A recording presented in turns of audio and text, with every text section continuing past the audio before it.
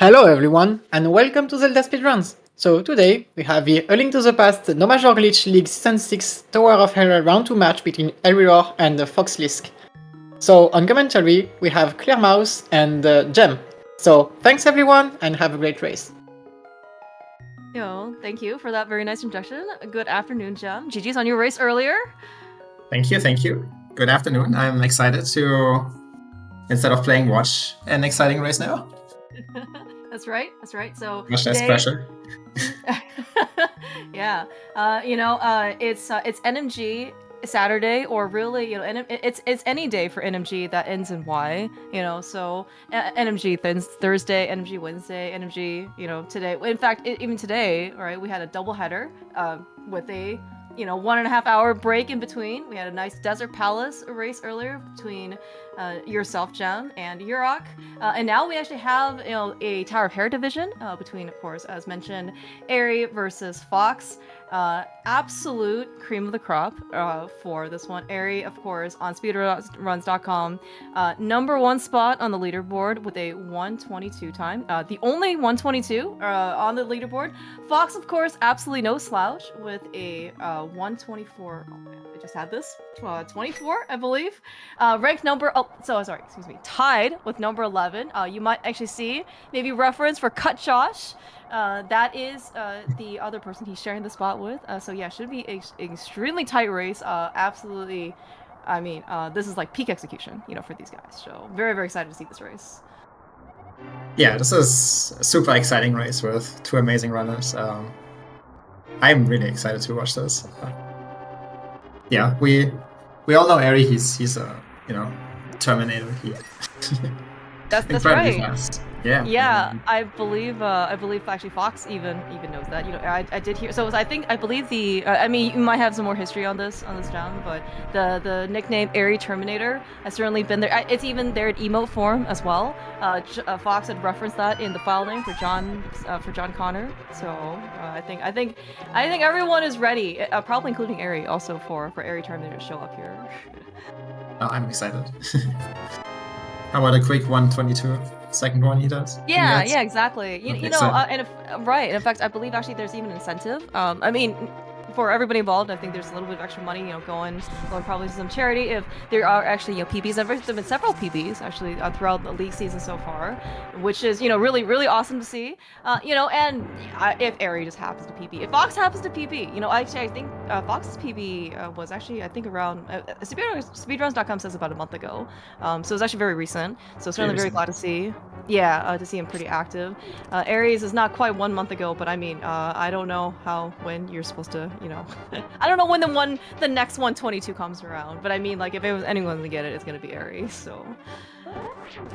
I mean, I wouldn't be opposed to both. I'm just getting a 1:22. Yeah, that's true. That's true. Why not? Yeah, a double. So all right. We did have several races that have 1 PB.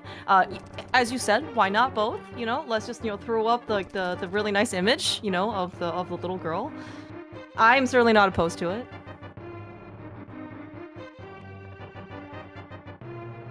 And I'm sure Fox won't even use any of his admin power shenanigans to try and, eke out a couple of seconds, here and there over Eri.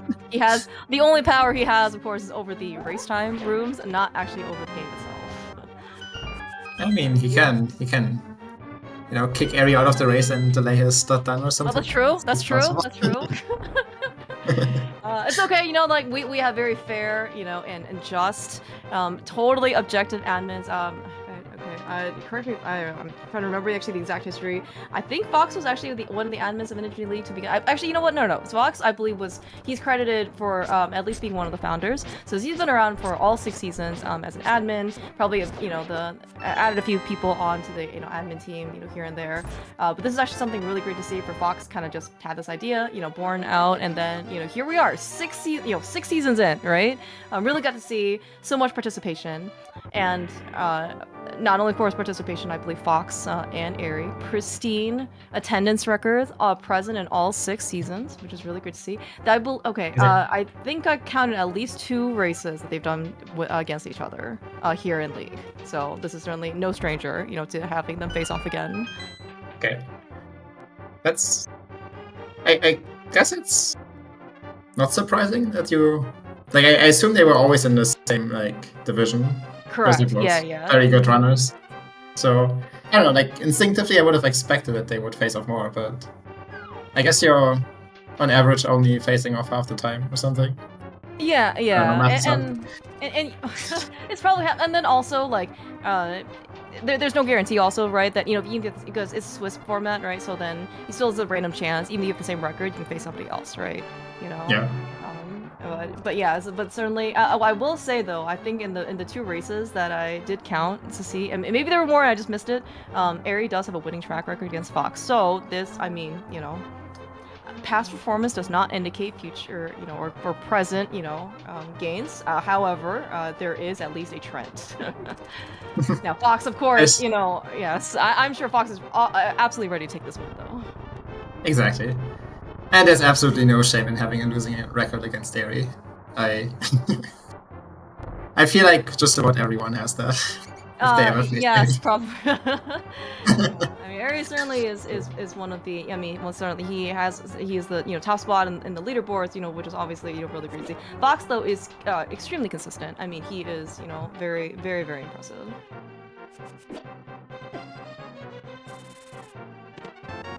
I mean, and the fact that like these guys are still, I think, I'm actually not quite sure, I guess, like when Fox and Eri first started to speedrun the game. I'm not actually sure like if there was like a person who started earlier, but certainly they've been around for quite some time. Really actually glad to see, in this case, like Fox and Eri still stay super super active, within at least like the NMG speedrunning community. And you can actually tell like they certainly spend a lot of time on this game, right? And just with like their very consistently good performances throughout. Oh yeah, they are very dedicated to this game, and especially the speedrun, and yeah, it's a joy to see the pace off here. You can kind of also tell. So I think both of them. Oh, look at that boomerang from Fox. That's a sick boomerang. Yeah. He knows. I mean, so part of escape, right, is to be able to try and mitigate some of the RNG, because that's probably the biggest source of variation, for time loss. Both Eri and Fox though being able to come out well, at least reasonably even. Which is really good to see. I think the both of them ended up having, a little bit more of a, like, one hiccup or two, I think. But, again, these things just kind of happen. Sometimes they're out of your control. And I know Fox has some pretty bad guard RNG as well in the basement. Yeah. They both got hit by the branching guard ones, too. And, yeah, but you see them both pick up the same card. Always smart to take that safety for a tournament race. It's only 3 seconds, and it will probably save your life at some point. Probably. Maybe not for these two, because they don't need it, but well, better to have it. You're absolutely right, though. I mean, it's a race situation, right? So like the whole probably, right? It's the whole point of safety is that in the event that something does go wrong, right? You have it, and the better you are, especially for somebody like Eri or something like Fox, right? The better you are, the more luck that you make for yourself. So then like the probably is probably not as high as some of the others. So that being said, though, just because you roll something that's supposed to be like 99.9% accurate, right? Sometimes you do get the short end of whatever RNG that you get. I did hear getting lottoed is frame perfect, but sometimes things happen, right? Yeah, sometimes you just roll the 0.12% or whatever, and then you might need a heart, or you get 11 blue balls, unfortunately. As we have seen happen this week. Yeah, well, okay, so I do see a couple of overlapping letters on both Eri and Fox's name, 2 checks, but I do not see a C. So maybe we're safe. So maybe we'll only get like 10 blue balls, with the hex human. Okay, I don't see H's either in the name. Okay, we'll have to work on this. Maybe we can. What about the rock and adjacent letters? Oh, okay, all right. Yeah, that's actually a very good point too. That was actually pretty rough. Yeah, last week, Eri versus Relkin, man, that was a. Relkin definitely earned a spot in the 11 blue ball club in a live league race before. So that was pretty rough. Hopefully, in this case, we won't have that many blue balls, or if we do, they will get a similar number of blue balls. So then, it's not completely, like one-sided. Yeah, at least make them, if one person's unlucky, make the other person equally unlucky, so we have an exciting race. That's the wish. Right. But at least we have a tighter race. I think this race is always going to be pretty exciting because I am certainly a big fan of both Eri and Fox. Again, so not only of course are they also just like good at this game, right? They're also very upstanding community members. Very very helpful. Like you stop by their stream, they'll basically you can ask them to basically do anything. You can ask them questions. They'll show you like room demonstrations, and they're certainly very good and very consistent, right? So it's really actually great to see the people who are certainly very good at this game also are willing to like share the knowledge and like help out, especially like newer runners. Yeah, that's such an important thing for a community to have great people like this to make new runners learn and encourage them to learn and make the learning process easier. Yeah, personally, I've learned countless things from Eri. He is always happy to show you stuff or even hop in a voice call with you and just one-on-one tutor you, I guess. Oh yeah, it's just awesome. And of course, and just kind of like watching, these guys just like play, like, so everything that they do, certainly at this point has been quite well practiced, right? So I'm sure, good amount is probably going to be some, combination of like autopiloting and, just, like muscle memory.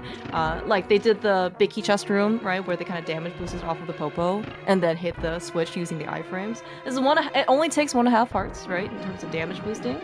Significantly faster than obviously just killing all the enemies and trying to, hit the switch. But I mean, like, they also make it look super, super easy. And it's, like, when you first try it, you're just like, oh, let me try that again. You sit in some time in the practice hack. Oh, Eri almost got the recovery. Yeah. Fox had a slightly unfortunate Zelda gamer room, but backed it up really well. But then Eri got the really sad double readies. And yeah, I think it's like 6 seconds or something like that when you we had to close. Okay, 6 seconds. Okay, 6 seconds seems to be a very magic number. That seems to be a time affected by many, many things. That's true. Everything is 6 seconds in this game. Yeah, but it's also kind of like interesting, especially at this level, right? Where every frame, pretty much, or like handful of frames, actually kind of matters, right? In terms of how like whatever tech, whatever move they're going for is trying to save just like handful of stuff, right? But like also like the risk factor, if you don't, if everything doesn't go perfectly, right? You can actually see in 60 sometimes it goes like just terribly, terribly wrong, right? And then it was into costing a lot, and that's kind of like the risk you take, right? The faster the strats are. Yeah. What happened to Eri, I think at the start was, if I didn't missee it, was he shot an arrow between the two readies. Oh right. And that just sometimes happens when you're trying to go fast because you wanna shoot them both as close to the middle as you can, so you don't have to move as much left to right when you shoot them.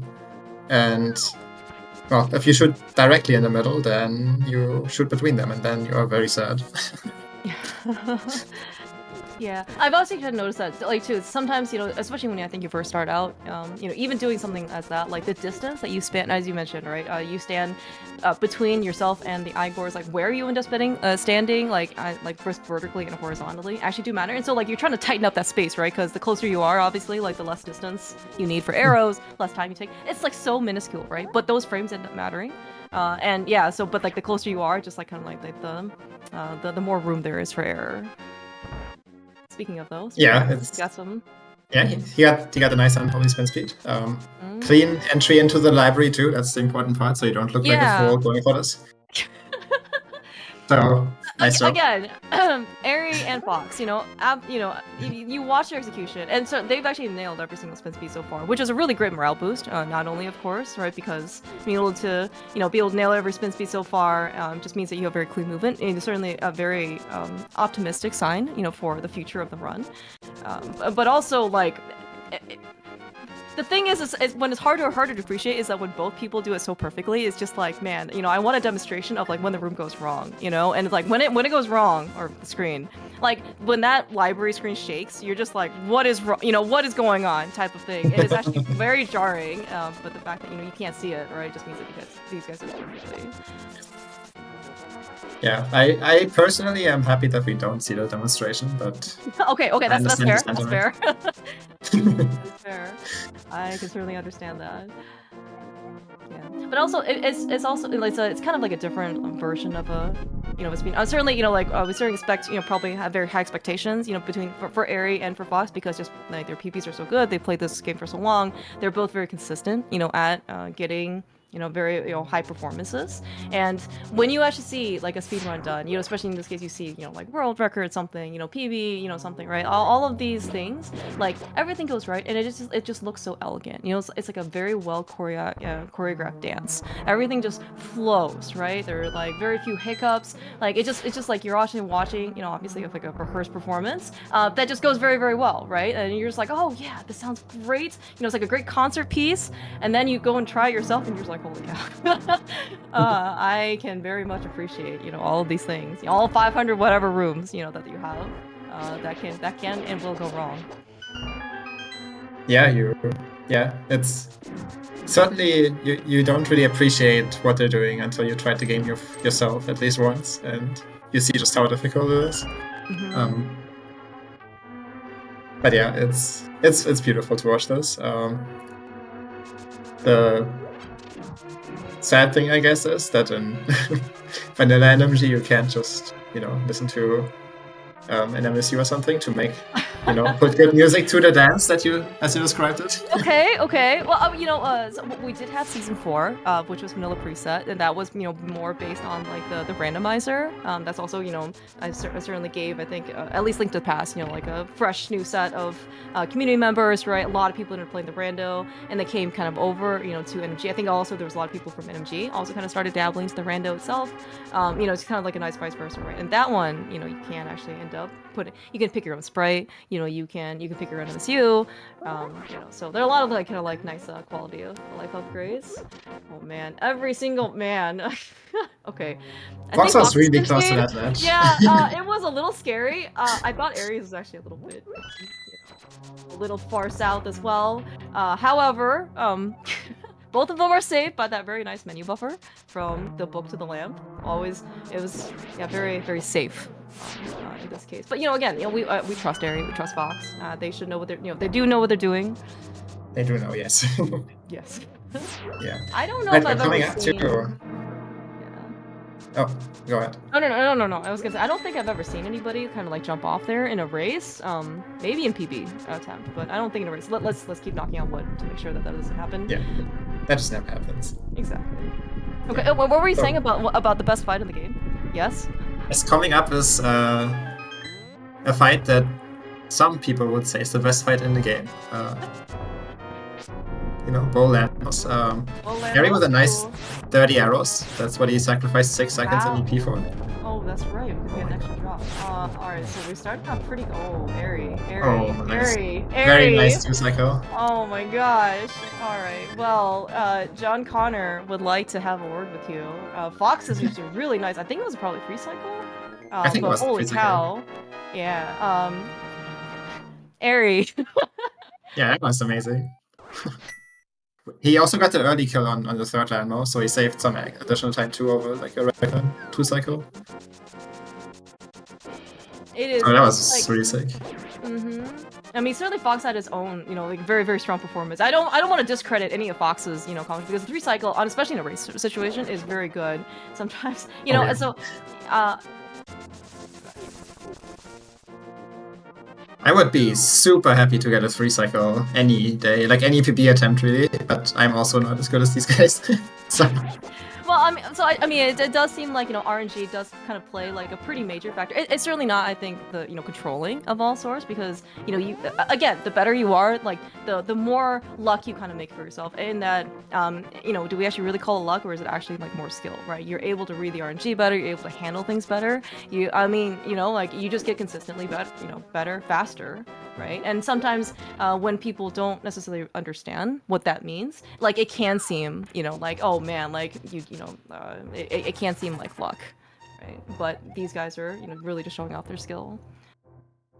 I don't know if I've ever seen a 1-cycle. And correct me if I'm wrong. Like, is 1-cycle possible? No, I don't think so. Okay. That seems like I think you just physically don't have enough time to shoot enough arrows for it. Okay. In time. But unless you, It you would be know, pretty cool. have the fancy bow that you can't have in NMG. Well, no. We don't. We only are allowed within one bow. Okay, just like this run, there's only the bow. Okay, that we end the up bow. getting. The bow. I see. But I think you're right though. Okay, so yeah, I know that math especially is maybe a taboo subject because like especially for Fox when he even has an emote called no math. But you might be right because Llamas takes 4 arrows per shot, and I think it just might be physically not enough time, in order to get all the arrows in. Because I think 9 seems to be kind of like the limit for people. Yeah, I don't know. Maybe you could probably shoot in maybe 1 or 2 more if they like just move in a really good pattern and you know the pattern, I guess. But okay. Oh, okay. All right. Yeah, I was just saying this with Graham. Okay. Yeah. Okay. Pretty. I mean, also like he is like one of the encyclopedias of encyclopedias, maybe of NMG. He knows everything and anything. So I certainly believe in this case that it potentially is possible. Oh, yeah. Okay.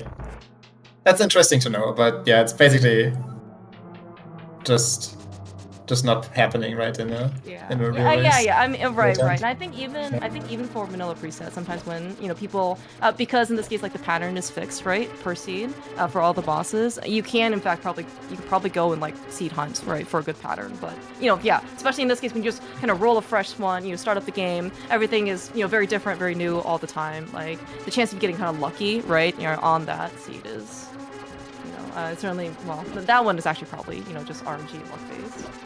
Yeah. Yeah, Graham did say that you have to anticipate it, and if you just don't know the seed, it's just not happening. Unless you're betting everything on getting that 1 RNG and just losing time. Yeah.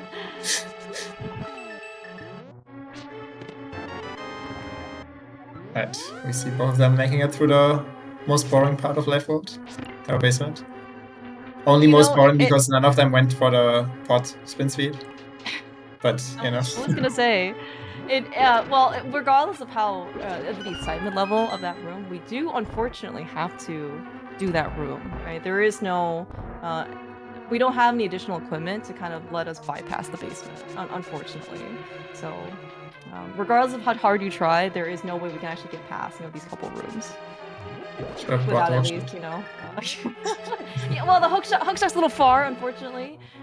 We in fact don't even. Okay, it is like the second chronologically dungeon we're supposed to go to in the Dark World, but we don't even go there until like the 5th dungeon or something that we end up doing, something like that, 4th. It's like really far, Yeah, I mean nobody wants to go to Swamp anyway.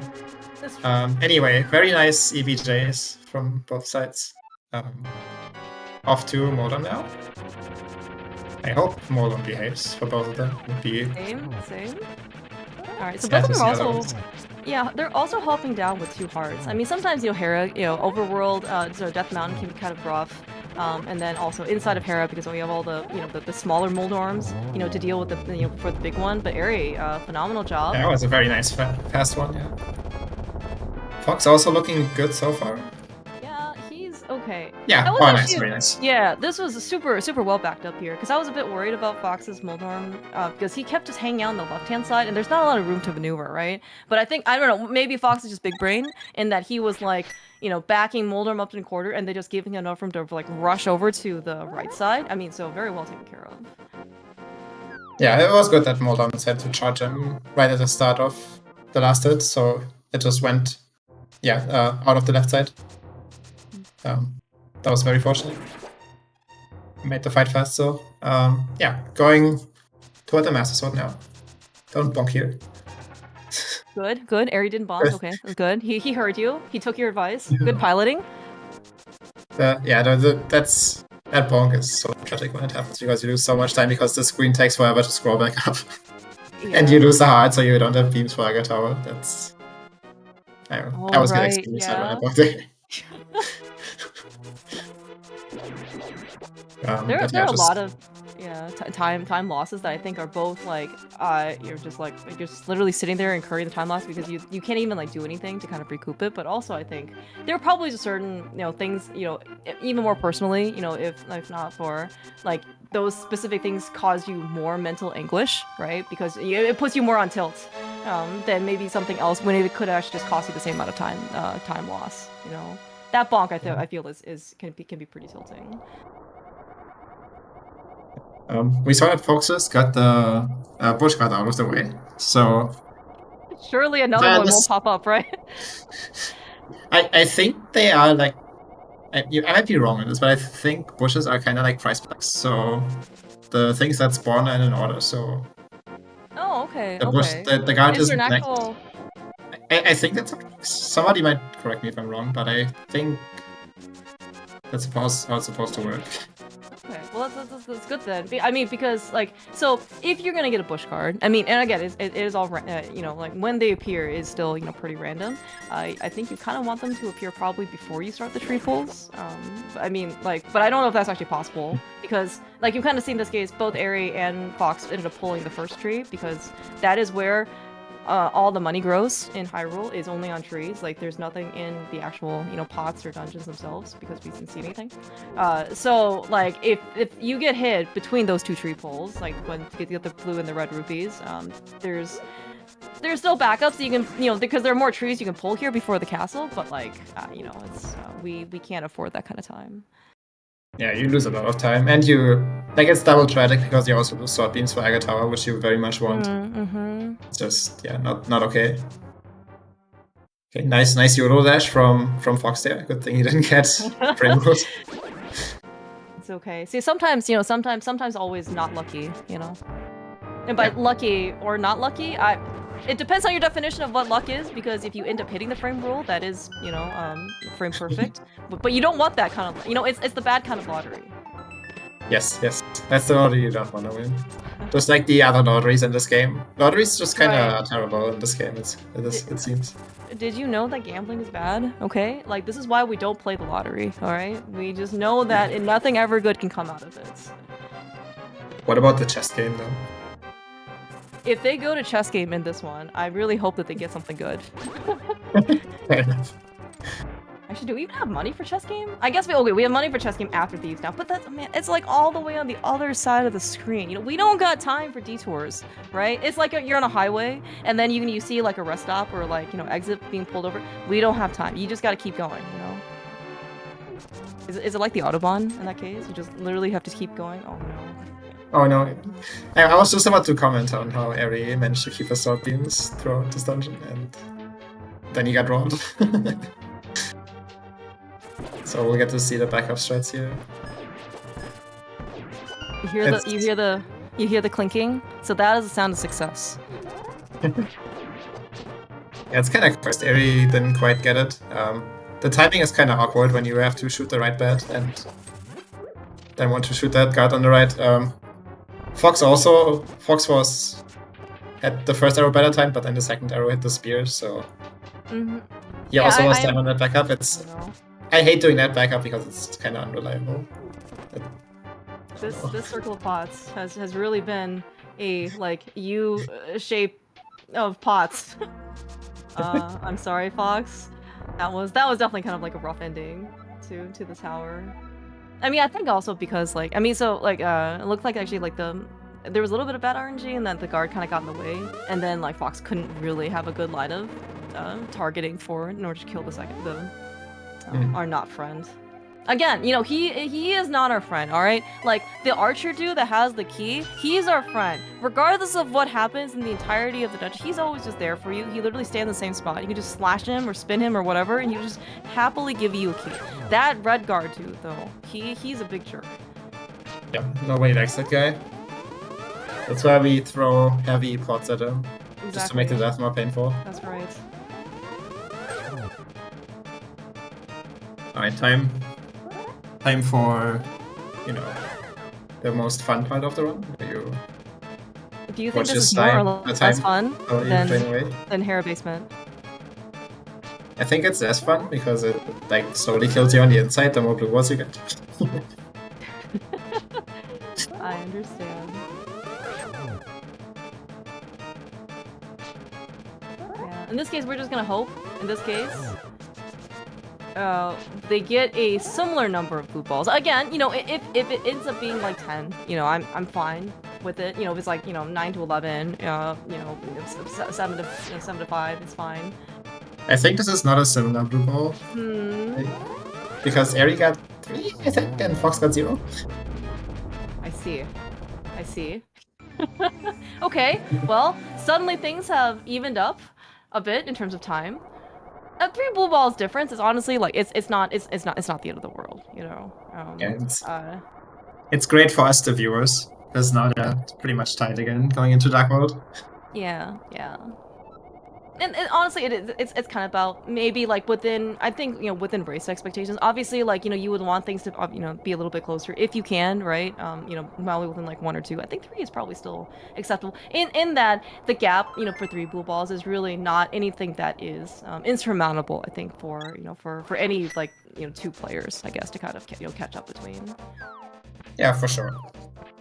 It's same with PB, right? Like if you have 3 blue balls, like it's not great, but it's definitely a time loss where you just keep going because you can still save enough time in the Dark World anyway. Fun fact, Aries 122 run has 3 blue balls. 3 whole blue balls. Still got a 122. Which is nuts, by the way. Like, it's absolutely insane. Yeah. Another great reason why you don't give up, like, you know, I mean, so Eri, I would say, is probably one of the people who, like, will not reset, regardless of situation. Like, he's definitely, you know, a big advocate of just, you know, finishing a few runs, right? So, like, it certainly was not surprising, you know, for Eri to continue, but in order to give people, I mean, it just goes to show you, right? Like, you still can get very much rewarded, you know, for playing well, and, you know, you can get world record out of it. Okay, so Fox is the first one into Palace of Darkness. I am curious now to see what route Eri takes within Pod. We did see him earlier before this practice an alternative boots-centric route. I'm gonna assume that Fox is probably gonna stick to the more classic route, but we're gonna end up seeing, and then, you know, that magical 6 seconds might be, you know, on the Eri Terminator path, you know, to gain over Fox. Just saying. Yeah, it'll be interesting to see what he goes for. Yep, we're going for the hover route. Oh, he even got nice arrows too. Oh, he even got, yeah. I think Eri's always been like a pretty, like, he's been pretty like nice, buffed up arrow count. Because, you know, as you mentioned, he had 30 going into Landmos, and then you ended up getting this other. Oh no. Okay, all right. Well, looks like we're gonna try again on right side pod. This is also one of the most difficult hovers in the game because we're kind of. Oh my god, Eri. Oh. The fact that he readjusted this much and managed to stay in the I air know. is kind of I was absolutely impressed. Like, because so it looks like we're gonna go. It's fine. You know, we can. I think 2 attempts is probably, you know, more than sufficient. But like the fact is, he was able to stay, as you mentioned, stay up in the air, turn multiple times, and then still be on the same hover. Is just like, oh my gosh. Yeah. Obviously, this is a time loss now because he didn't get it and essentially wasted a bunch of time there. But we can just pretend he got a couple of balls. It's fine. It's fine. Yeah, exactly. At this point, like, it's important to just move on and make the best out of it. We're talking about like, Eri. If there's anybody who can, you know, make up the extra 3 blue balls and the time loss here, that's probably him. Oh, 100%. You know, again, you know, there is a reason why he's called Eri Terminator. He will come after you, and also I think in even like. This is a race, right? Things happen in race situations. I think Eri's actually first race, like he fell to Moldorm, you know, and he still came out ahead, right? I mean, that like, you know, is probably like a good amount of time as well, right? I mean, like again, like things can happen, things can also recover. Yeah. Very nice hammer jump though. Just gotta make it make Fox sense. Yeah, Fox had to do a few additional buffers at the end because he was 1 pick off, I think. But still within the realm of it being a decent Also got some really smooth statue, you know, push and shove in here.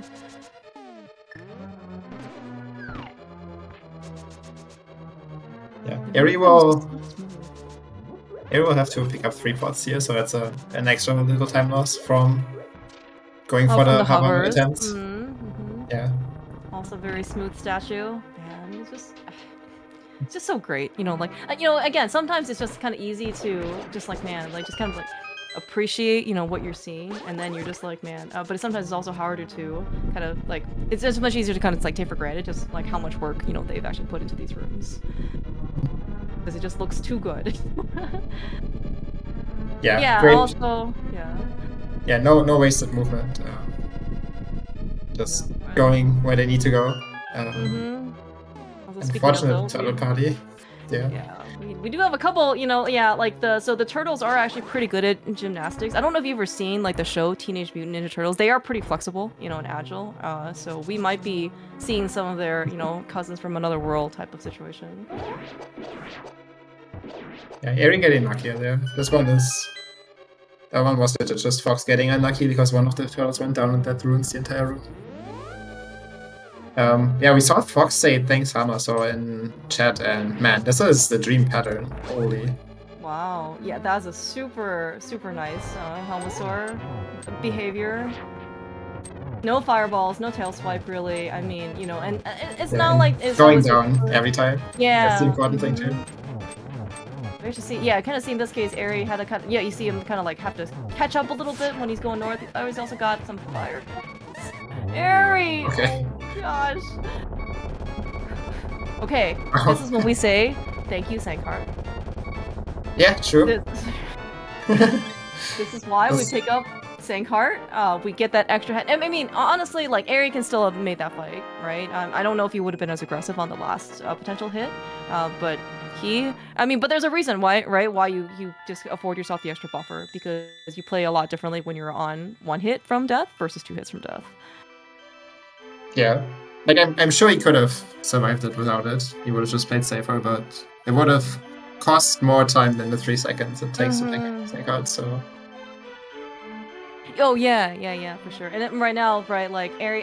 So I think we saw in the race room that Eri and Fox are at least like kind of aware of the race situation, right? They can be, you know, like either watching the restream or at least like, you know, having it on, you know, on the side or something like that. So so Eri probably knows, you know, of course, not only did incur, as you mentioned, kind of a time loss from the hover attempts, but also got 3 blue balls versus Fox's 0. So like he knows he's kind of at a deficit. So he probably was wanting, like, he doesn't want to incur any more time loss from playing it safe, right? Exactly. He's gonna terminate, not play it safe. That's right. Terminator, we don't, you know, it's termination, all right? There's no like mercy kills or anything. You just gotta go.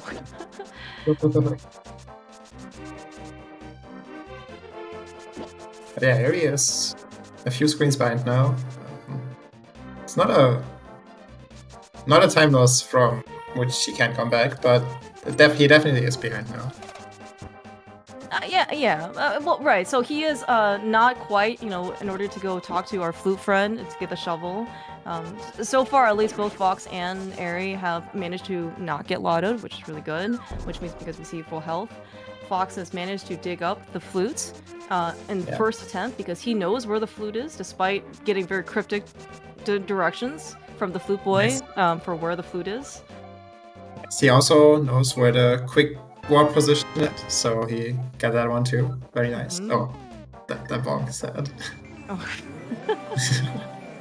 It's okay, but you know what? All right, Eri looks like also he's doing very similar. Also first dig and a quick warp. We're also really attempting the spin speeds here on Fox's side. This is probably one of the more or less mandatory ones. It's maybe not like super mandatory, but I think for speed, it definitely is. But I mean, this one's like actually sort of mandatory because otherwise Usain Bolt destroys you. Like you just can't really get past him without the spin speed. So you either have to take a bunch of damage, take the long way around the library, or kill him, and all of those are extremely slow. Yeah, those all look bad. I mean, so despite the fact that we do have, you know, like the Master Sword, and we've been pretty much, you know, armed since we kind of like even started the escape sequence, right? You know, outside of like that initial wandering into the castle, like, you know, to find our uncle, we don't actually slash our sword very often, right? I mean, like, yeah, so when we do dash, right, certainly our sword's out, you know, that's more for just like movement stuff, but it actually just slash at things doesn't actually happen that often, because the sword slash actually, how many frames does it cost? Like 20 or something? I think like 20, yeah. 20, yeah. So I mean, that's like a third of a second, you know? That's a lot, right, of time. So if you don't have to slash, right, we can be more pacifist, it's fine. And yeah, to try even take down with Usain Bolt, slash him away. I mean, even to kill him, 3 slashes, you know. And that's assuming that you can make 3 slashes all in succession. It's not like you like knock him away or anything, right? So it can take a lot of time out of you. Yeah, it's always faster to just walk around enemies instead of slashing them. Okay, by the way, I learned this in the previous match earlier, that you're supposed to face not down when you do the Peace Down quick hop. So then you don't end up grabbing the floor or something. I did notice that on Fox's side, so really good to see. Yep, yeah, this one is annoying. You definitely have to face sideways. Alright, good job, Eri. See, again, all of these things are like super subtle. You know, I mean, and I understand, like, at this level, for both Eri and Fox, I'm sure they knew every single nuance, like movement, hop, you know, direction, whatever, right? But it's just like, it just kind of goes to show you like how much improvement there is for how much stuff that you can actually still learn. Okay, Doom says that you can face down, but not on the bottom. Okay. More nuance. Learn something new and more every day. Fox. Actually, good recovery. Okay, yeah, good recovery. Pixel, right? No, I think he was 1 pixel to the left. That's why he had to cancel it. Oh, okay, okay. Yeah, gonna see if Aries Hairway ends up better. Yeah, looking okay, and he didn't get on many NG, so yeah, very nice. Beautiful. Actually, like, do you know how much time that kind of like if you get that combination, like the God Pixel and good RNG? Do you know how much time it saves? Like a couple seconds, maybe? It depends how bad the RNG is. You try to back it up. Like, I think with a really good backup, you only lose 2 seconds over the God Pixel dash. Okay. It's been a long time since I just practiced that room. Oh, you know what loses more than 2 seconds? Not bumping the floor. That Nice. Okay. so at least we can bomb the floor on the same screen, as opposed to we find out that we didn't bomb the floor when we go and deliver the bait. That allows us to lose a lot more time. That is obviously worse, yeah. But yeah, still this is a terrible time save. Like you because he was already out of the door, so he has to go back. So you have 2 extra transitions, and then you have to rethrow the bomb, wait for the timer. Yeah.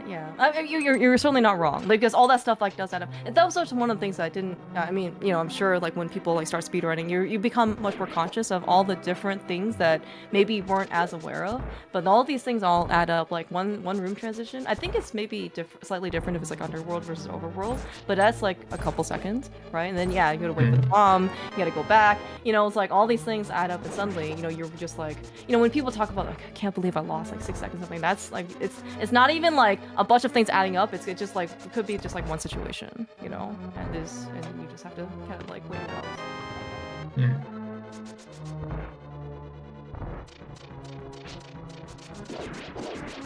Yeah, both of them got the electrifying Blueberry, which is always because you have to wait for that too.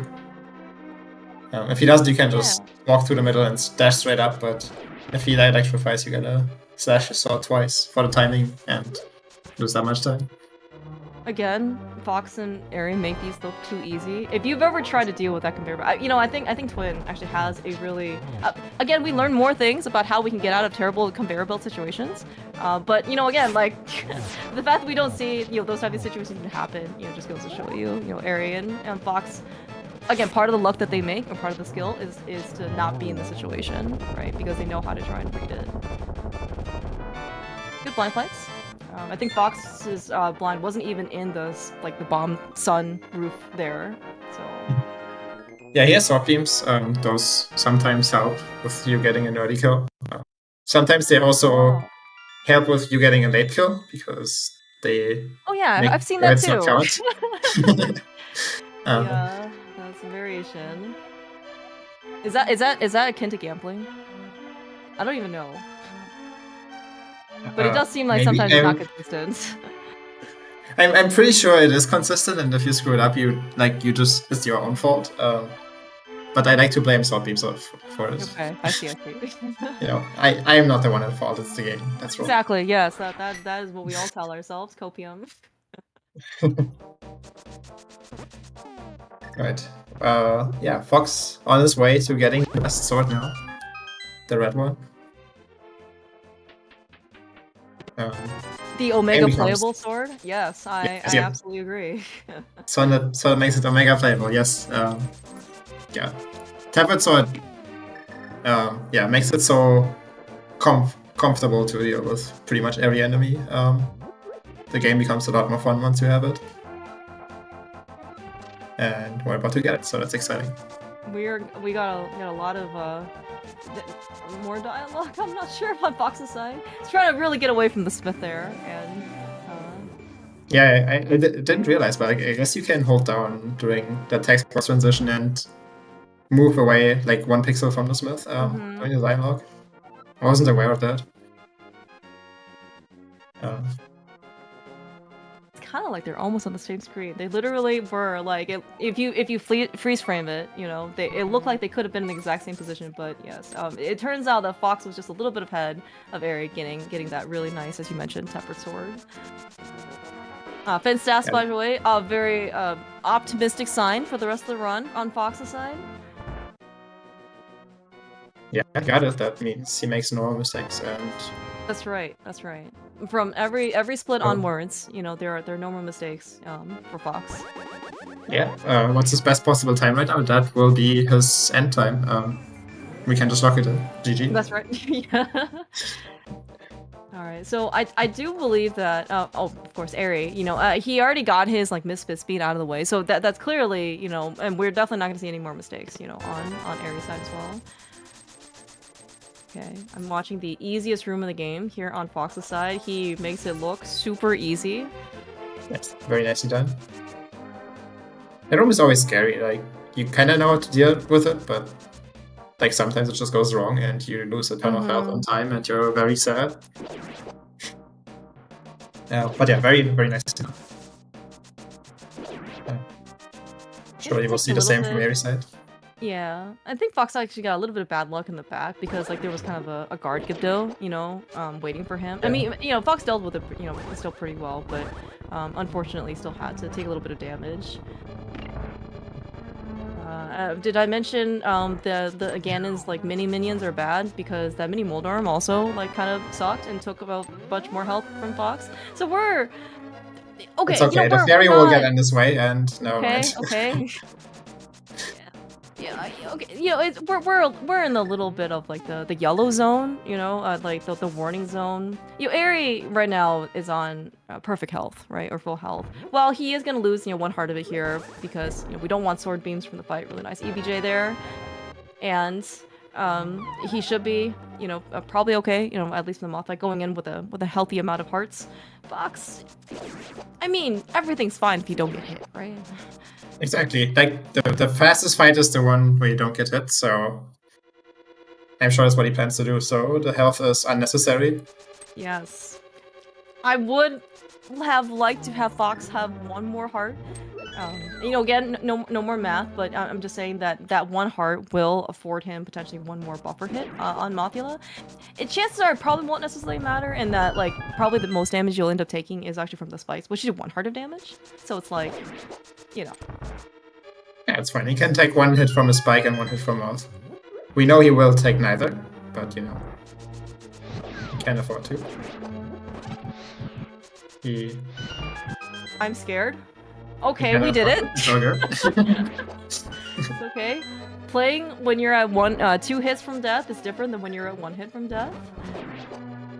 Never worry. That's right. It's I think the number of spikes is too large for me to count, so I'm not even gonna bother. Yeah, this is getting in math territory. This is not okay. Very nice fight from Sick. Yeah, really nice poke dashes there. Moth didn't even barely move, and that last spike that we see this move missing, I just kind of shook a little. So, I mean, yeah, that barely very well done. It's like a 9.8 out of 10. Yeah, exactly. You know, and we're like figure skating judges. You know, it's like you don't have to always go with integer. You know, you can do like you can do decimals. That might be another another level of mathematics though, like class wise. It's not maybe like a 101 class, maybe like a 201 class, you know, type of thing. But you know, it's okay because Fox, so long as he doesn't listen to this part, he should be fine.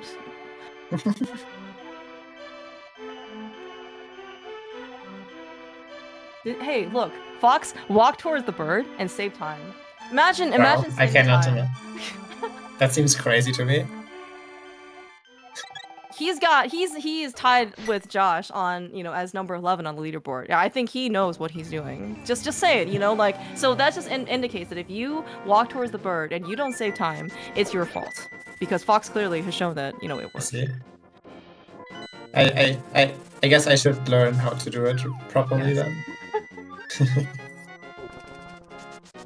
I'm so sad that you pointed out it's my fault and not the game's. I'm actually kind of upset. I'm sorry, but you know what? You're already done running for the day, so maybe by the time tomorrow or the next time you decide to run this game, you'll forget. Okay, noted. Okay, so we actually did see Fox also take a little bit of a higher dash, you know, on the screen that Ari's about to do, maybe to try and avoid more of the lottery. We've heard, yeah. Yeah, if you take that dash up there, you avoid the lottery, but it's obviously slower, so why the hell would you go for it? That just seems silly.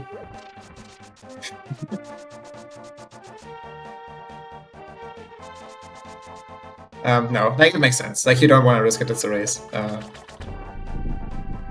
So yeah, it's very rare that the lottery happens, but you know, if it happens during a race, that would be very tragic, so better to just play it safe. I understand. Yeah, well, right, and for a race situation, honestly, like, and I think actually, Eri, and I'm not sure if Eri and Fox would maybe do like that much stuff different, or really much less maybe anything different, you know, in a race setting versus like their normal strats. But like, for example, like Matt has mentioned before that he doesn't do like Hera EBJ in races because like the risk is just too great, right? And I think just because also like if you're worried, you know, about potentially getting lottoed and, you know, say like losing too much time, you could probably do a safer strat and lose, you know, let's say like, you know, half a second or like 20 frames or whatever, you know, if you think is, you know, worth in this case the risk. Yeah, I mean, Fox is ahead of Eri, so he can kind of afford to lose a little bit of time to ensure that, you know, the worst case doesn't happen, which would put him behind Eri probably. Or, you know, just lose him a bunch of time to make the gap smaller, depending on what kind of lottery experience he gets. Right, yeah. So, yeah. I understand why you would play it safe here. Alright, well, so the good news, at least for Fox, hopefully for Eri as well. Oh my gosh, dude, Eri knows how to swim already, like, you know, that already puts him like 5 tiers above, you know, what I consider to be the best, right? Just, do you see how he evolved that Zora? I cannot believe anybody knows how to swim. I think he just got lucky, honestly. Swimming is impossible. It is such a hard mechanic. Nobody knows how to do it, but I mean, well, so the good news for both Eri and Fox is that they came into Ice Palace with full health. Maybe not necessarily the health itself, but yeah, the sword beams, you know. For the first room, you know, again, if you have sword beams, the best combination, you know, is with Baris. Name a more iconic duo. Just like right here in the Bombable 4 room for, we don't need those Baris to be in our way, you know, so Fox can basically just slash them out. Yeah, the sword beams are so important for us. They save you so much time. This next room especially too. Because you really want to sword beam that Bari there with the key. Fox got the conveyor that goes left there, it's less important to be able to sword beam it, but if the conveyor goes right, you really want to kill him from afar and then just dash through the key. So you don't get affected by the conveyor so much. Let's see what happens on Eri's side. Okay, that makes sense. Okay, Eri also had the left conveyor, so it mattered less, but yeah. We saw like him killing him from afar. It's just very convenient. Super smooth Ice Palace bomb jumps for both Eri and Fox. Like, it's, you know, I'm pretty sure like you can just have Eri and Fox do that and like with their eyes closed in their sleep, you know. We don't really have a cam on Fox, so he could actually have his eyes closed and be asleep right now while he's playing this game. That would be really impressive.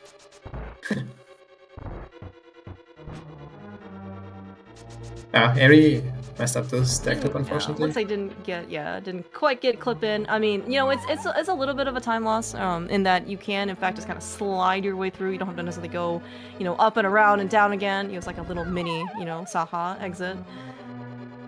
Okay, cold stare fight. Here we go. Good start. Going for the single spin Nice and fight. got it. Yeah. Very Nice. good. Nice. Very nice fight. And you know, I always really like to be able to see. You know, this is like one of the nice benefits of NMG to be able, playing in this case like the vanilla game.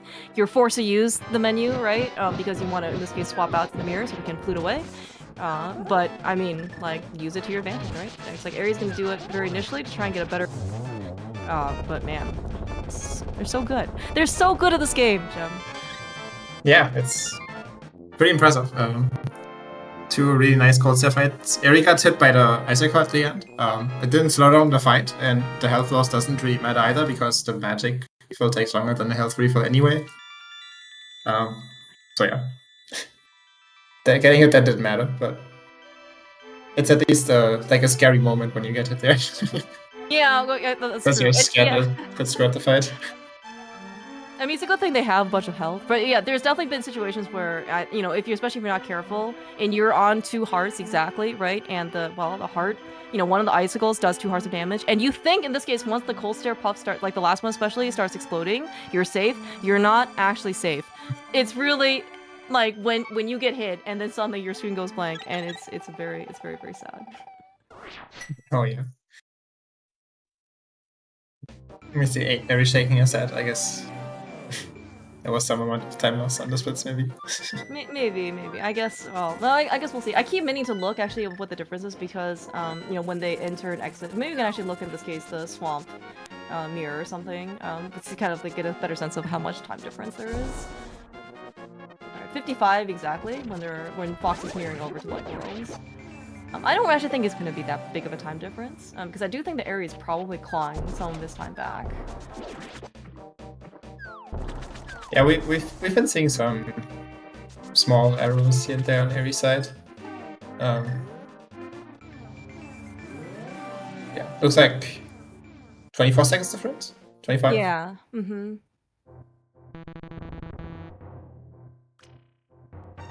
Which is, I mean, again, like there's still like a 20 some minutes left in this race, and we are also coming up. Okay, not necessarily swamp specifically in terms of danger, but you know the end game can actually be pretty punishing. You can actually like one even minor hiccup, you know, can actually be like 10 to 15 seconds or something like that. And then of course you have like the major disasters we don't even want to think about. So, those don't happen. yeah, that's right. Those definitely do not happen. All right, okay. Actually, it looks like we are actually getting some swap. I don't know if Fox did this intentionally. Certainly, Eri is very. I believe, yeah, he does. He rushes swamp. It sounds like Fox doesn't usually rush swamp, but maybe for the purpose of this race, he is okay with it. Oh, I see. Just to make. That's really nice of him. It we know exactly the state of the races. Thank you, Fox. I think I've heard that Rocket is also somebody that adjusts route to whatever his opponent does, right? Oh, really? Interesting. Okay. I think I've heard people say that. Oh, okay. I actually thought that Roken just always did hookshot because he's a big fan of hook speed. But I mean, if he also does it for the races, that's also pretty cool. I might be wrong. It's just what I think I read somewhere. Okay. Somebody say. It's all good. Yeah. and like like whether you get hookshot now, or looks like Fox actually got a little bit stuck on the switch though, but it's okay. These things are pretty sticky in multiple ways, like because the switch is also kind of a stick. But whether you not get hookshot now, in swamp, versus getting ether and ice rod now, or and then coming to swamp later, it is kind of up to your preference. Probably at least at this point. I assume once you also get used to something, you probably just want to stick with it. but it's because like if you end up getting a hook shot now, you can do hook speed, right? And that makes your mountain climbs a lot nicer. You don't have to do spin speeds all the time. Probably easier to execute. I guess kind of like the trade-off is that if you end up going up the mountain first, you have a better chance of keeping all of your health for the late game dungeons. Yeah, it's not great to go up the mountain right before Maya because the chances of you getting hit are just kind of high, and then you don't have sword beams for Maya. Which saves a bunch of time in the first room, but then also just having health for Maya is important for the boss eventually. So yeah, you trade off the time save from having the hook shot with some additional risk for your run.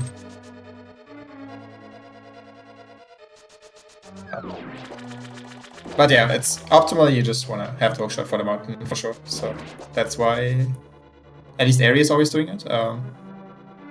I guess Fox doesn't always do it. Yeah. Well, I did hear that like between like optimal and like between all these routes, I believe there is even a treatise I think written about when you're supposed to get like Ether and Ice Rod, and like between the two, it's actually probably not that different. I think it's just like a second. I think it's literally just a second.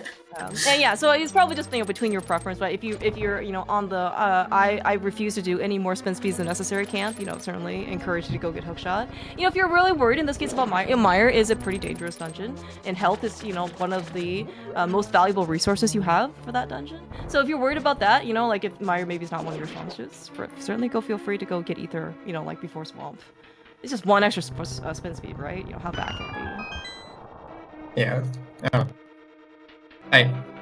Both these runners did play in the vanilla preset season of NMG League, where people did Maya right after Skulls, which means you get there on 2 less hearts than in NMG. So these guys can definitely deal with being down a heart or 2 for Maya.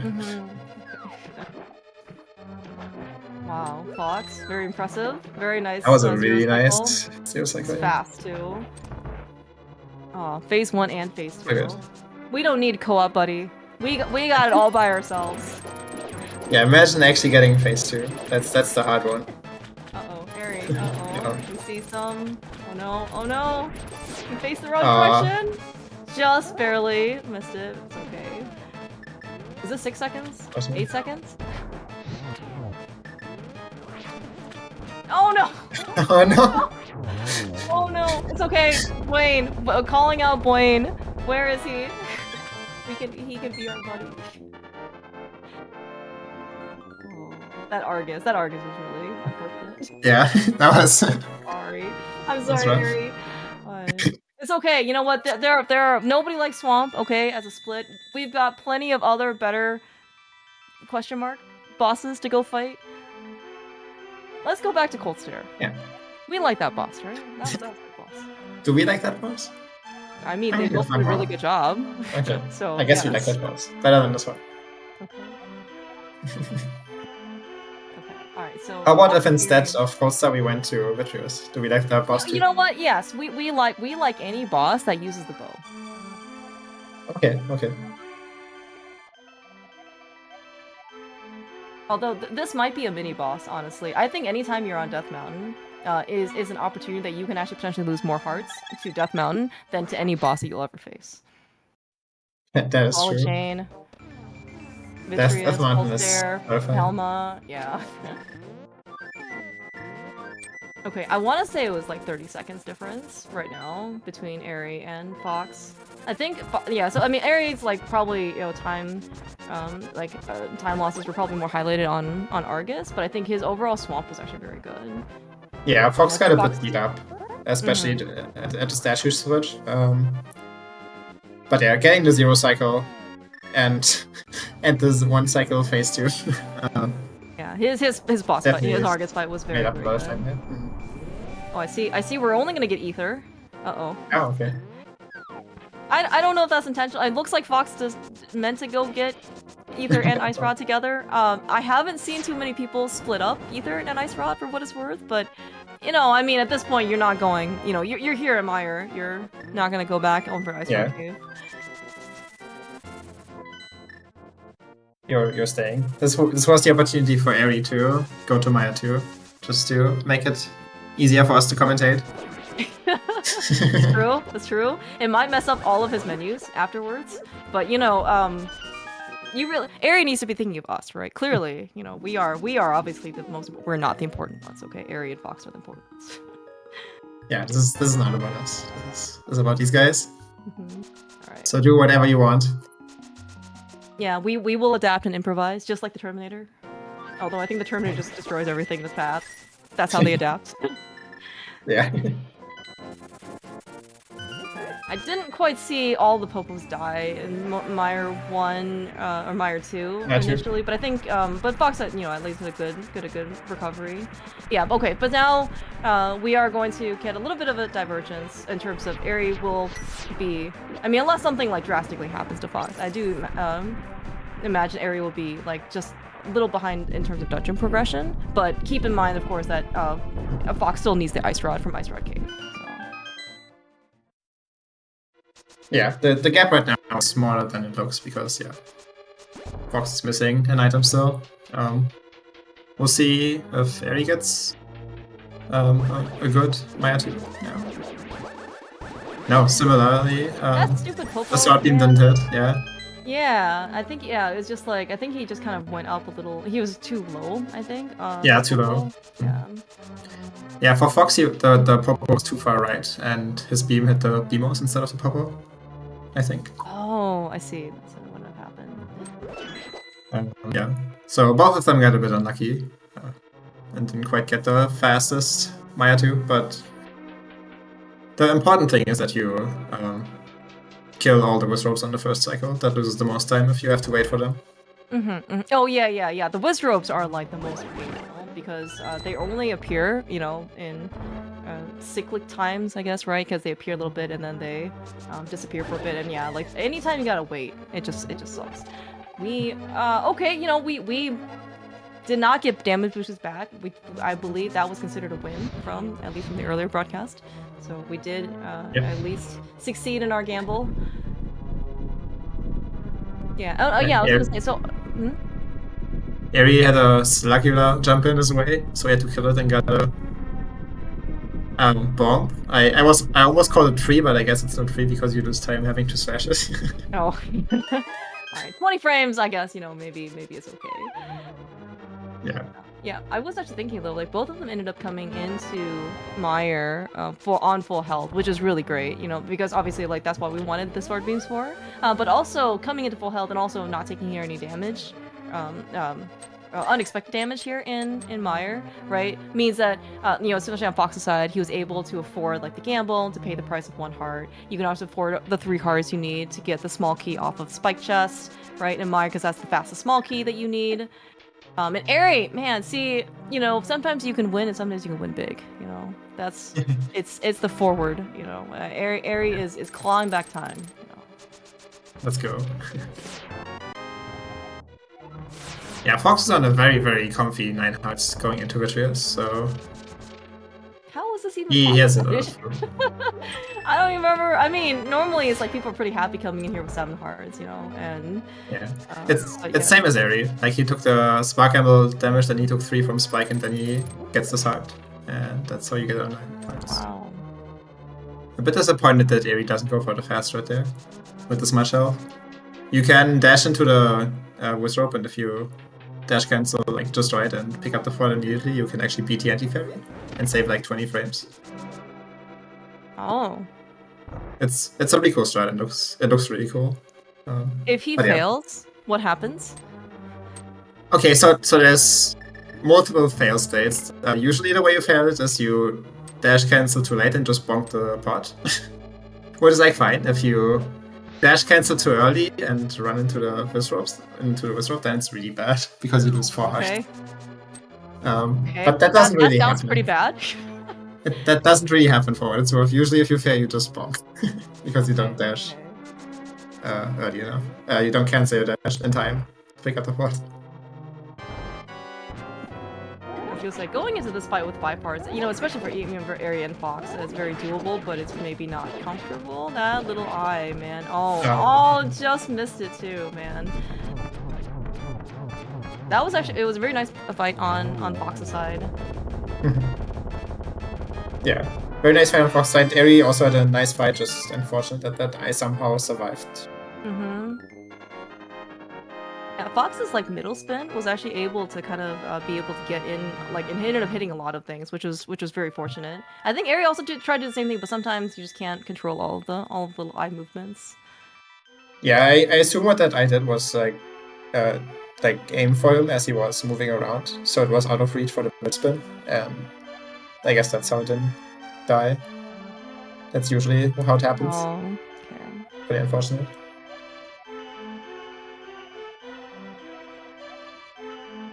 Well, okay, Fox has remembered his Ice Rod, which is really good, because one of the worst feelings that you can have is to go into Turtle Rock without the Ice Rod. And I will say that most people probably don't use any type of like item tracker, you know, to help them in speedruns, just because like the route's pretty set, and after a while, you know, you just kind of go on autopilot, but, you know, it doesn't necessarily preclude people from forgetting things. Although you might wonder at some point, if you're like on your way climbing Death Mountain, you're just like, man, I am really ahead of my splits. I'm wondering what. Oh, oh no. Oh no. Yeah, I always have that fear in the Skullwood split. Like, it's never happened to me, but I'm always kind of scared that I just forget about the 300 and just, you know, just go to Moss. That one's probably harder to track, you know, because it's money, right? As in, like, there's not, like, anything major, you know, like, in your inventory. I mean, yeah, there's a ruby counter upstairs, but, like, still. Okay. And it's like, it, like, doesn't take that much time to go into Sierras that you, like, immediately notice, too. Yeah, see, we can go to Sea House, because that gives you, that's guaranteed 300, right? Chess game, you know, I don't know when you have a guarantee of anything, and it's all the way the whole left side of that area, you know? 2 houses down. It's pretty hard, honestly.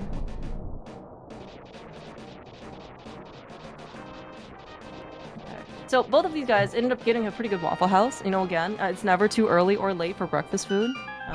Open 24/7. I hope one gets in Europe, really, I really do. I actually don't know if there's actually any in the West Coast either, now that I think about it. It might just be like a Southern Central America thing. Central US thing. Yeah, I don't know. I've never seen one in my life. Would be interested to go there, I guess. Honestly, for how much we've like talked about it, it's actually not, I think, as glamorous as, you know, or exciting as maybe it seems like. But it is, you know, I think still kind of like a, you know, like a pretty well-known at this point, you know, like chain. You know, a lot of people obviously like their waffles, but it's not like, if you're expecting like gourmet breakfast food there, you might want to, you know, re-temper your expectations. No, I wouldn't expect that. It's very much sounds like a, you know, American fast food restaurant, except that's for breakfast. It's for breakfast, yeah. All right. Okay. So I know that alone Mouth, he got chomped, but I assume he hasn't found his ferry yet. Yeah, I was what the first Pokemon. wondering that too. So surely he'll get a refill here on this Poké. Okay. Yeah, I was gonna say, so Eri ended up getting through chomps. And I know that, so he also didn't get his fairy drop yet, but I don't really think he oh my god, okay. Oh, we just got the heart on Fox's side, so... That's kinda... Okay, this is fine. This is fine. Fox is just like game. Yeah, I mean, we can get a fairy still on double Pokés, but of course, having said that, this is the situation where you get the God RNG, and you just run out of the room without getting the fairy. Meanwhile, he got the fairy for free on the Poké Key. He did miss the big magic. I don't think he's necessarily sad about it, because it actually did look a little bit farther out of his reach. Like, sometimes things look so close and yet so far away. I'm sure he'll be... Oh. How did he die? How did that happen? I guess he just spun it once. He was barely too far away. Oh my gosh. Oh no, that's sad. That is really unfortunate. Man.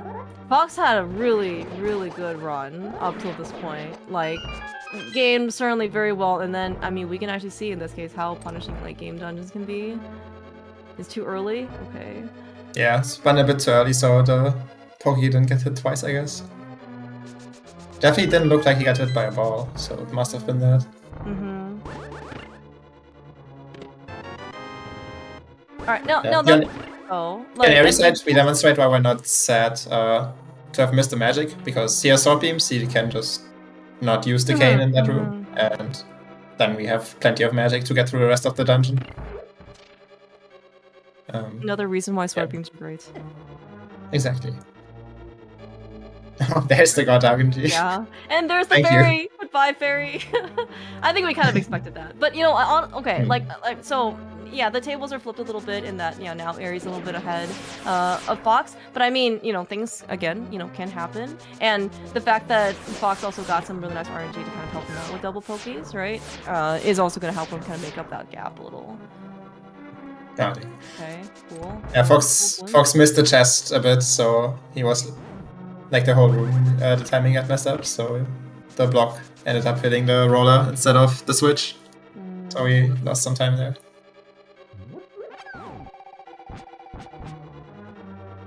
I'll try and look in this case to see. Okay, so Eri is entering Trinex on 1:14:03. I mean, Fox is pretty close.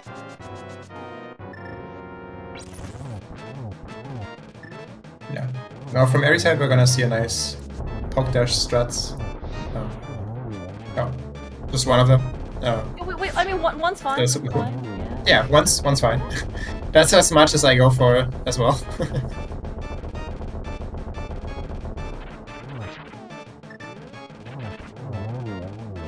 Really nice face too, as well. Pretty aggressive.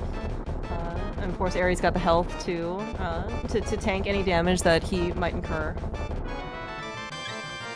Yeah, it's nice to have health for this fight in case things go wrong. Also, I've heard. Health, magic, you know, anything really that will, you know, not result in the fight of you dying. Certainly, you know, seeing some pretty, you know, oh, Fox is doing the poke dashes here as well. Like, he also looks like he missed the poke on the ice head, but, you know, otherwise, very nice. Yeah, and yeah, we're kind of seeing this case, again, you know, sometimes it's just easy to take for granted for some of the strats that they do, because they've done it just so often. This is kind of what you're, you know, quote-unquote used to seeing, you know, is like the backdoor strats, much more consistent. You know, I think, you know, push comes to shove, especially like maybe if you play like Rando, you play like Atomizer, you know, maybe there's not enough room for you to do backdoor strats, you know, on Trinex or something. You gotta do like front door strats, or if you try to do backdoor strats and you end up not being able to get back there, you know, like things can go kind of sideways.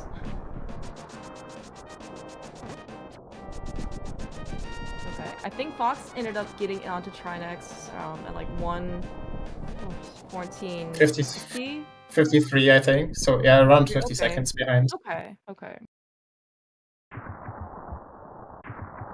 Right, onto... It is certainly... No, go ahead. No, I was gonna say, it's certainly, like, it is a gap, but it's not, you know... I mean, and there is probably, you know, only, like, a little bit of game still left, but again, I mean, this is GT. This is, we still have Ganon and Agatu. Many things can still happen here. Oh, yeah. Okay, hello, Fire Rod. That's not the hook shot. It's okay, it's okay. We don't need magic no more anyway. It's fine. There's a magic. You can do need the magic. Yeah. Okay, you can definitely get a refill somewhere. Nice spike skip on Aries side. Does it still count as a spike skip if you actually hit the spike? I think it does, right? Because you didn't get hampered by the spike. Yeah, I didn't quite see, but like I guess as long as he connects with the block, that's a spike skip. Yeah. Yeah, I can sometimes the hookshot connects with the block and still clinks the spike, but yeah, as long as you know he gets to the block, that's what matters. Yeah, exactly. Okay.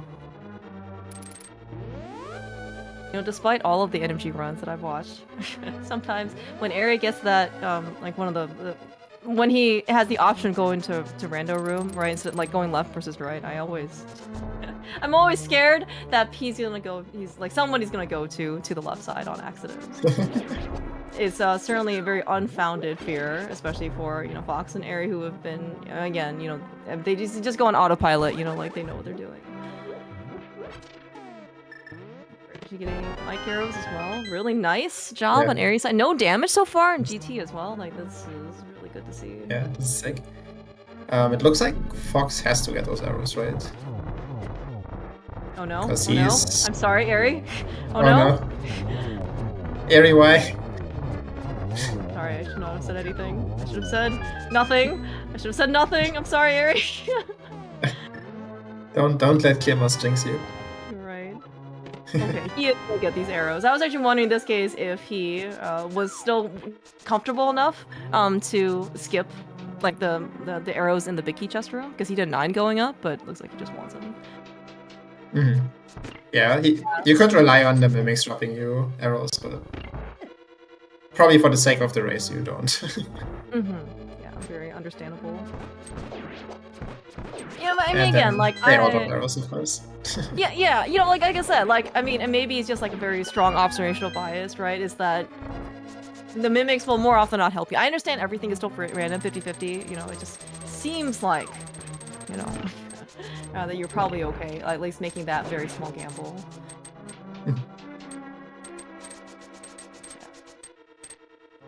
Yeah, so very Fox nice. Also making his way up. Yeah, gonna be interesting to see if and what magic pot he picks up. Assume it's the bottom one? Probably, yeah, probably just the one before the mimics. Yeah. Could also go for the one in G3. That's true. That's true. We did learn last week from Eri where all of the magic pots were. Oh, nice mimic lip. That was cool. Oh. Hit out the first mimic. That was sick. Saving time, Pretty good gauntlet by Eri so far. I spoke. You know what? I'm just not gonna say anything until the end of the gauntlet. I'm sorry. Why do you keep doing this? I know. I should just stop. You know what? You can just talk for the rest of the broadcast, okay? No, I actually need you to stop. Good, nice. Good. Nice ammos too. Yeah, I've seen Eri do this lately, where he, instead of staying at the top, he goes into the middle. He says it's a bit more consistent to get them all. And yeah, as he demonstrated, maybe it is. Yeah, and especially in the second Lambo, it was actually pretty fast. It was just like do a nice little short hop, and Eri still managed to take him out. Mm-hmm. Yeah, Fox is kind of having a gauntlet party here. Nothing like too atrocious, but yeah, like but he did take a good amount of health damage, which again, it's still okay. Like it's just like at some point you don't really want to. Yeah, I think 5 hearts I think would probably be kind of ideal. I mean, not necessarily ideal, but I mean like going to Ganon with 5 hearts is probably yeah. At least being able to take one hit is pretty nice.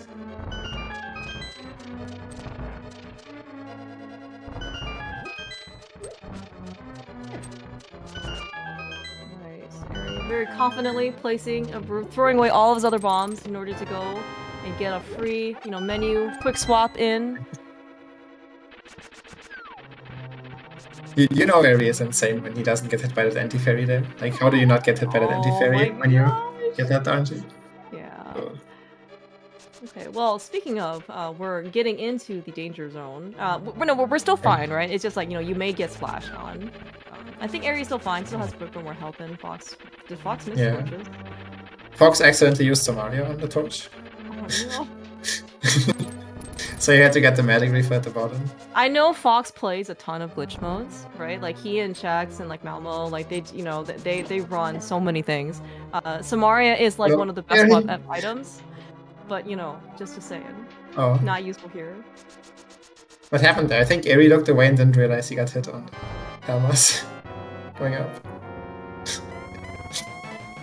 Just trying to even things up a bit, okay? Don't look a gifted Helma on the mask, alright?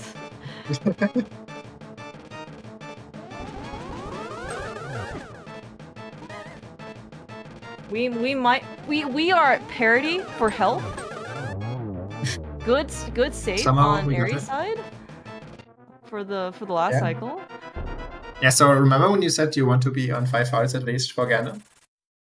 Yes. How many So hearts if we are we combine on? their health, we are slightly above 5. Can this be co-op? Like, I don't even know how you're supposed to split this among co-ops. Hell, okay. Fox is on 3. Hell, hearts. Okay, everything is still fine. He can still take a fire bat. It's fine. We on phase 2, phase 3 or 4 firebat, yes. Okay. Oh, Okay. what about now, though? I'm about one heart? very scared. Okay, so combined, they have exactly 5 hearts together. There you go. Oh, no! No. Fox! Oh, Oh, no! Oh no. no! Can we maybe toss over a heart or something from Eri? Yeah, let's revive him. There's a fairy right on the screen. I was gonna say, you see the fairy right there, dude. Go back in the game and like, you know, sprinkle some dust on Fox, man. Oh. That was, I think that Fox like was recognized like he needs to be maybe a little bit aggressive in order to try and like claw back some time for Aga, but like, man. Yeah, like, I mean that was like, I think that was also just a mishmash of just like all the bad things kind of like happening at once. That was a really good run though on Fox's side. Like, I mean, he was on great pace, and just I think it's kind of like the pokey seemed kind of unfair, or like maybe just something bad happened, just kind of like, and that just kind of set the tone. It seemed like for the rest of the run. I know Fox was doing a really good job trying to make up time, but sometimes when you're trying to be super aggressive, like you need more health, right? And he definitely got beat up on the gauntlet a little bit. Yeah, it also just kind of crushes your spirit when you lose a really good run to something stupid like that, and like there's you just don't really have it in you to like play super well anymore, and yeah, makes it harder to stay in the race, in the game. But yeah, very nice finish on every side. 124.43.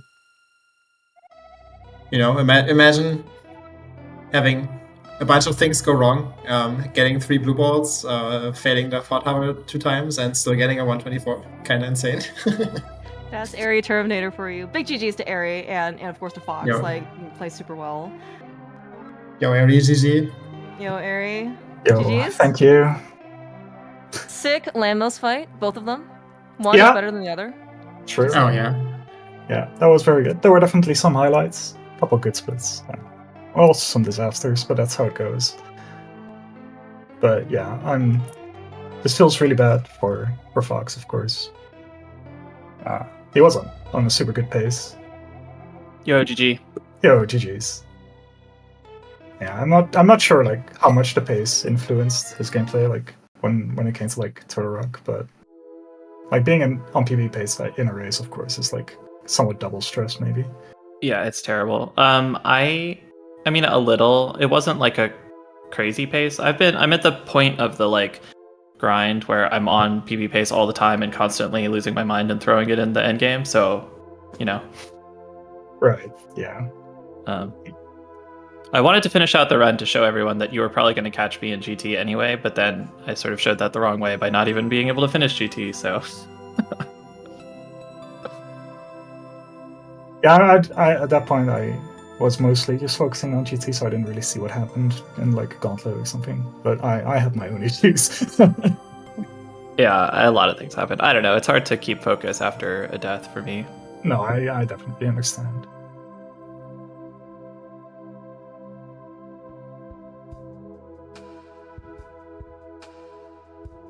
Really solid performances though, honestly. Like it looks like, I mean, it looked really good. Actually, did you know what happened in TR for the Pokies?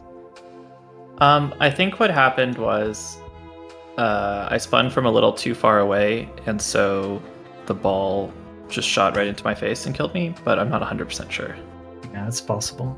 Like if anything, that's usually what happens. You're too far away and the ball actually flies away instead of like dying right where like it spawns. Yeah. And then like your spin just runs out. Yeah, that's my best guess. I might go back and watch it later. Yeah. Yeah, it looked really weird. Like, to me it looked like your spin was even still active, but I guess it must have just run out or something. Like, I could not tell what hit you. Probably worth looking into.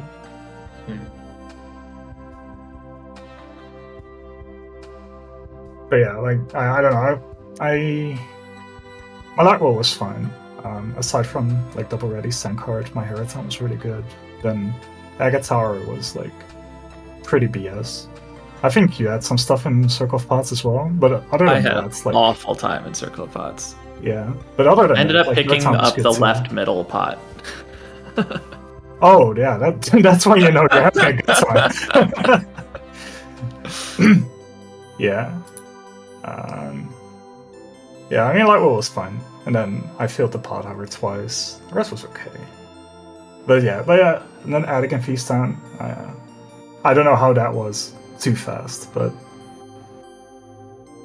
Was your bomb maybe too high up? It kind of looked high. oh maybe.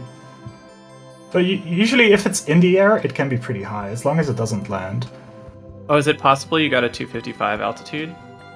Can that matter for Attic?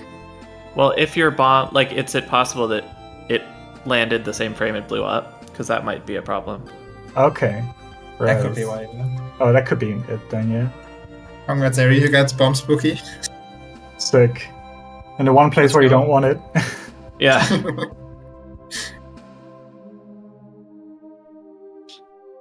Yeah. I mean, it was all a lot of small disasters. Like trying a little bit too hard to catch up to Fox. And he made it really hard because like he also had like a couple of things happen, but for the most part his splits were just, like what they needed to be. Yeah, my Aga Tower was bad, and Pod was pretty bad except for like the perfect Telmasaur. But the rest of it was pretty sloppy. But other than that, I feel like I was playing fine until Turtle Rock, basically. Yeah. Yeah, that's what it really looked like as well.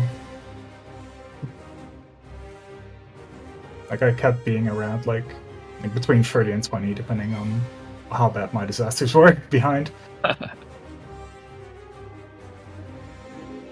Yeah, my Turtle Rock was really good though, so that gave me some confidence going into GT, but then Ice Mouse happened. G5 was a bit rough, and then like Moldarm hit me when I was trying to hover, but other than that... Oh, that sucks. I didn't realize you went for the hover. Do you just always go for the hover now? Yeah, I always go for the hover.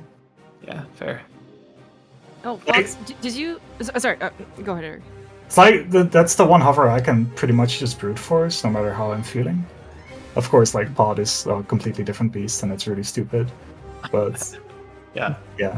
Like, it's such a short distance for me that... Yeah, it's really, really rare that I feel it. Unless Moldarm interrupts me. Makes sense. Yeah, I was gonna ask Fox, like, do you switch your routes, apparently? Like, based on your opponent? If I think about it ahead of time and remember my opponent's routing, I try to do my opponent's shopping for restream, just for makes the commentators and viewers' job easier.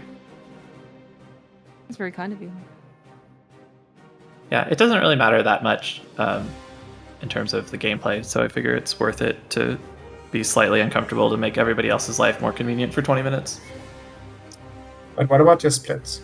That's always my deterrent. I don't want to change my route because of my splits. Yeah, that's fair. I have just been doing races without any live split up lately, so it doesn't affect me. I see. Okay, Yeah. that makes sense. I was looking at your stream to try to see like exactly how far behind I was, and I couldn't see any splits. I was like, alright, so you did tell me about that? Sorry, yeah. No, it's okay. Like I can just compare the restream. Yeah. I had it was a 48:02 Skullwoods according to the race time timer. The problem is like there's always a timer running somewhere, so I still know my pace anyway. Yeah. So, and then like a 54:15 or 16 ice. So it was like doable, like barely edge of doable to 123 and very much PB pace until Total Rock. Yeah. But what are you going to do? Try again next time. Yeah, try again next time. It's almost League. It's almost League. You're going to be up against Doom next week, looks like. Yeah, I sure hope I'm able to play a little bit better. It's definitely been a couple of weeks, so I've been really tired, but Yeah, Doom has been just putting out consistent low 124s, high 123 paces.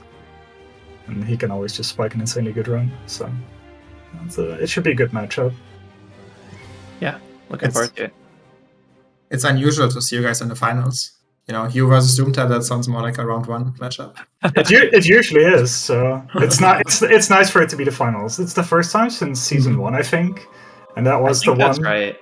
And I think that's the one that had to get delayed by like over a month because my controller broke.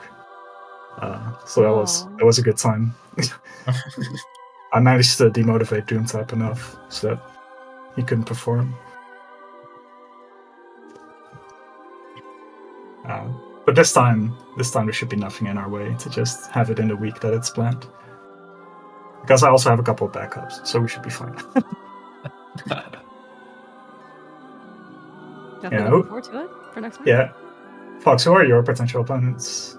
Do we have everything yet? I think our bracket is done. There's only one more race left, which is Jesse versus Caden tomorrow. Oh, sick. Yeah. Speaking of which, if anybody in the audience wants to commentate that, wink wink. I don't think we have anyone signed up yet. Yeah, the one ones are me, Matt, Flip, and Chex. So it'll be should be spicy either way. Yeah. Yeah, for sure. Yeah, it's really cool to have so many people in the 124 range play nowadays, or like especially in the league. Yeah. Yeah, I'm glad so many people came up this season. This is a big season, 30 people. Yeah, a lot of fresh blood as well. It's been improving so fast. It's really cool to see like the likes of Concision just suddenly burst into the scene and get into the finals of the division. Yeah. Yeah, really excited to see the future of NMG. Definitely, yeah, it's being revived in a way.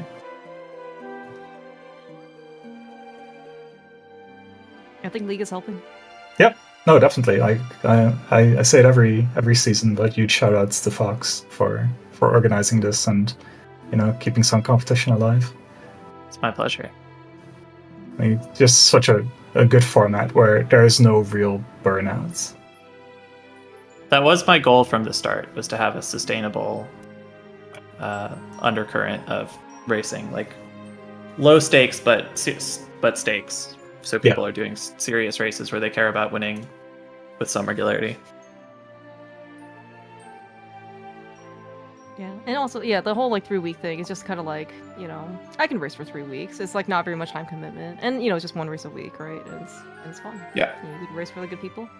Both good in skill and both good in nature, right? So it's just a lot of fun. Yeah. And then after next week, we can just say it's almost league again. Exactly. Yeah. Cool. Thank you guys both so much. It was a really fun time.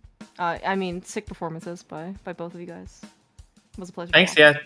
GG again. Thanks again for commentary. Thanks to ZSR and Alkaline Ace for the restream. Yeah. Catch you guys later. Have a good one. You too. And thanks, John, for commentary. Yeah, you too, Timas. Was a blast. Alright, thanks everyone for this race. GG's to Elri and Fox for this one, and big thanks to Clearmouse and Jem for the commentary. So yeah, I think this week is pretty much done. There's only one race tomorrow. I don't know if it will be restreamed yet, but we will see later. So quite a lot of tournaments happening at the same time right now. We have just started the Majora Mask Randomizer Easter tournament and the Skyward Sword Randomizer Remlitz tournament. So quite a lot of things on schedule right now. So for tonight, we will raid the Majora Mask race that is happening right now. But otherwise, that's it for us for today. Thanks everyone, and see you later. Bye!